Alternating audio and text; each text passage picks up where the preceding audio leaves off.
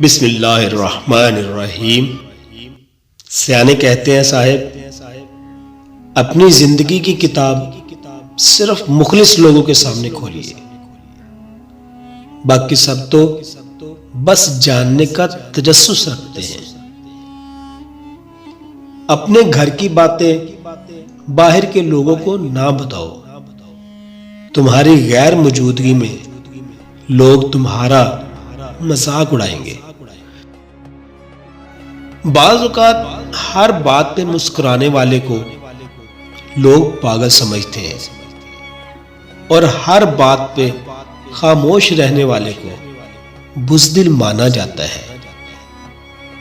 دنیا ایک ایسی آری کی طرح ہے جو دونوں طرف سے کاٹتی ہے۔ انسان کو اس کی برائیوں سمیت قبول کرنے والا ہی اس کا سچا دوست ہوتا ہے، کیونکہ خوبیاں تو دشمن کی بھی متاثر کر دیتی ہیں۔ جب آپ کے ساتھ کوئی برا کرے نا، یا آپ کے لیے برا سوچے، تو اسے اپنے عمل میں مصروف رہنے دیں۔ آپ کو یہ یقین ہونا چاہیے کہ آپ کے رب کو نہ نیند آتی ہے نہ اونگ۔ آپ کبھی بھی لوگوں کی سوچ کو اپنے بارے میں تبدیل نہیں کر سکتے، اس لیے لوگوں کی پرواہ کیے بغیر اپنی زندگی اس طریقے سے بسر کیجئے جو آپ کو خوشی دے۔ کوشش کرو کہ سب کچھ ٹوٹ جائے اور وہ مان نہ ٹوٹے جو کسی بہت اپنے نے خود سے زیادہ آپ پر کیا ہو۔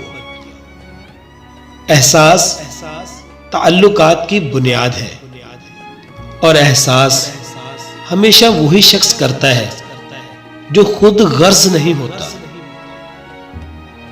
سمجھداری کی باتیں دو ہی لوگ کرتے ہیں، ایک زیادہ عمر والے، دوسرا جنہوں نے کم عمری میں بہت مشکلات دیکھی ہو۔